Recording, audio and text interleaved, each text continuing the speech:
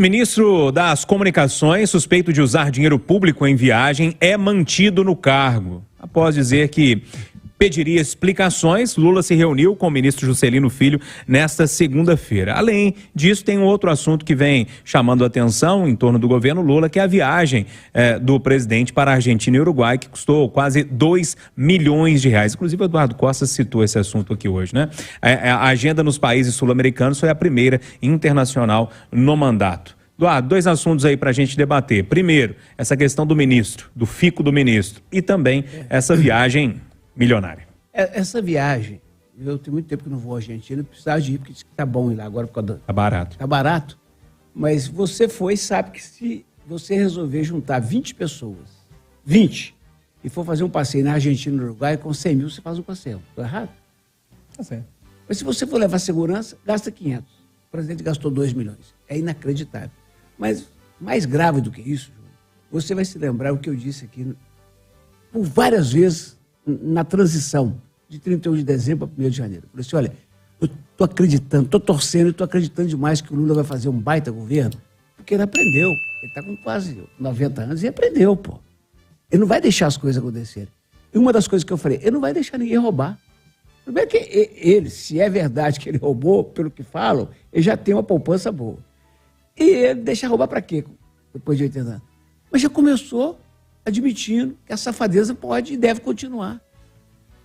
O presidente Lula, essa história... Gente, não me venham dizer que ninguém provou que o cara está errado. Não me venham dizer. Eu sou defensor do legítimo direito de defesa e do processo legal. Mas, gente, tem 10 evidências contra esse cidadão de safadeza pura. O presidente chega e fala, ouve e fala assim, não vai continuar. O presidente está dizendo, ao manter esse cara no poder, e aquela deputada lá dos milicianos do Rio, como outra ministra dele, ele está dizendo o seguinte, ele abre mão da decência pela governabilidade. Aí eu temo pelo pior, senhor. Ô, Malco, isso que o Eduardo falou é muito sério, porque a gente sabe que esse assunto envolvendo Juscelino Filho abriu uma crise danada com a União Brasil, né? Se não me falha a memória, que é o partido do Juscelino Filho. E me parece que o que o Eduardo está dizendo faz muito sentido, pelo menos para mim, né? Por causa da governabilidade, os ajustes ali no início de governo. Vamos deixar por enquanto, vamos ver o que vai dar. Foi uma escolha, e na minha opinião, uma má escolha do presidente.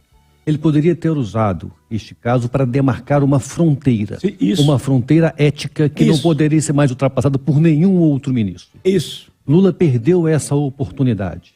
O caso é pouco relevante, é verdade, não são tantas verbas assim, o ministro devolveu e etc., mas não justifica. Era a oportunidade que o presidente tinha de mostrar que desta vez tudo será diferente. E, infelizmente, perdeu a oportunidade.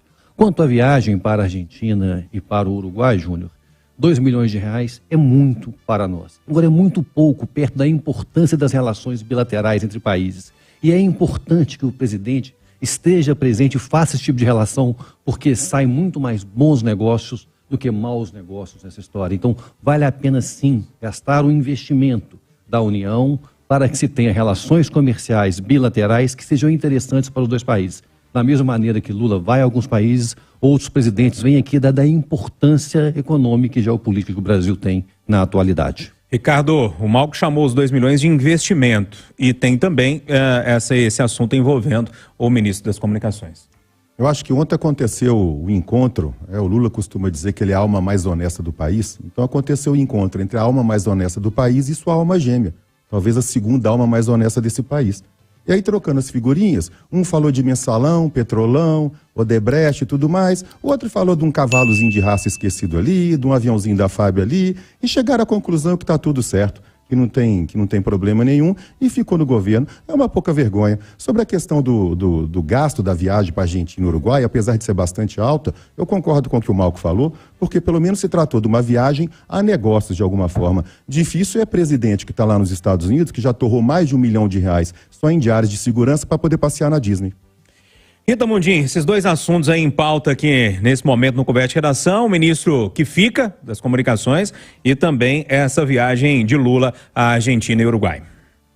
Pois é, né, Júnior? Era o segundo caso, né? A Daniela Carneiro, se não me engano, ela era chamada de Daniela do Wagner, o marido era prefeito lá em Belford Roxo, né? É do Vaguinho, viu? Oi? É do Vaguinho. É do Vaguinho, é isso aí, do Vaguinho. Muito, muito mais íntimo, né, Eduardo?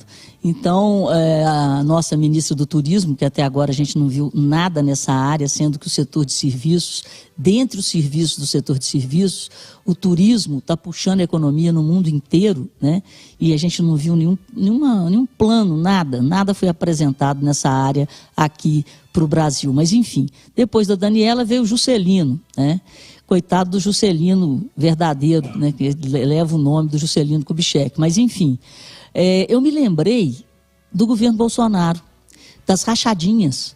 O Bolsonaro ali, quando o filho foi denunciado, ele teve em mãos um momento único de mudar o jogo, de mudar a forma de fazer política, de demonstrar a seriedade no seu governo, se ele tivesse investigado, punido as rachadinhas de uma forma generalizada, o que ele não fez, pelo contrário.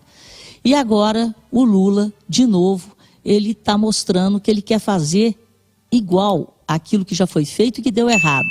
E ontem, mais um dos seus apoiadores, o Tasso Gereissati, verbalizou isso. Ele falou que ele está assustado, né, porque além do Lula querer implementar tudo aquilo que nós já vimos que dá errado, ele tem um viés de vingança. Rita, só não podemos comparar porque a rachadinha era uma proteção dos seus. Não era em nome da governabilidade, não. Era uma proteção da sua família. O que o Lula está fazendo é tentar dar governabilidade. Não estou dizendo que está certo. Concordo com o Eduardo, ele tinha a oportunidade de fazer generalizada. Rachadinha é uma prática generalizada no legislativo municipal, no legislativo estadual, federal. Então seria uma forma de dar uma moralizada numa prática institucionalizada da política brasileira. Rita, vou deixar o Malco falar sem interrupções, depois se precisar você volta. Vamos lá, Malco. Eu estava falando exatamente disso. A rachadinha era a proteção dos seus, do seu filho, da sua família. É muito diferente quando você faz a prática para tentar gerar governabilidade dentro da sua gestão. Agora, mesmo sendo diferente, os dois, na minha opinião, estão errados. Lula perdeu a oportunidade, repito aqui, de demarcar uma linha. Agora, o que o Bolsonaro fez de colocar as instituições todas para proteger a sua família é algo que merece uma investigação muito aprofundada agora após o seu governo. Algum ponto, Rita? Eu falei isso e ele perdeu naquela época uma oportunidade imensa de moralizar a política no Brasil. Gente, só para fechar esse assunto, eu me lembrei aqui de uma entrevista que nós fizemos aqui na Itatiaia, e eu participei dessa entrevista, e eu perguntava ao presidente Lula, na época pré-candidato, o que ele faria diferente em torno da corrupção, né? Ele ficou nervoso, esbravejou, xingou, arrumou confusão e não respondeu. Ou seja, não respondeu porque ia fazer igual o que ele fez da última vez, né? Isso aqui é um absurdo, depois de tudo que a gente sabe, ele dizer que se algo acontecesse ia mudar e deixar o ministro no poder. E ele, nos 2 primeiros mandatos, ele está falando uma coisa que eu acho muito honesta da parte dele. Ele está dizendo o seguinte: eu governo com quem tem voz. Porque não adianta ficar fazendo firula, porque você vai ter que ceder. Só que não precisa escolher entre os que têm votos os mais indecentes.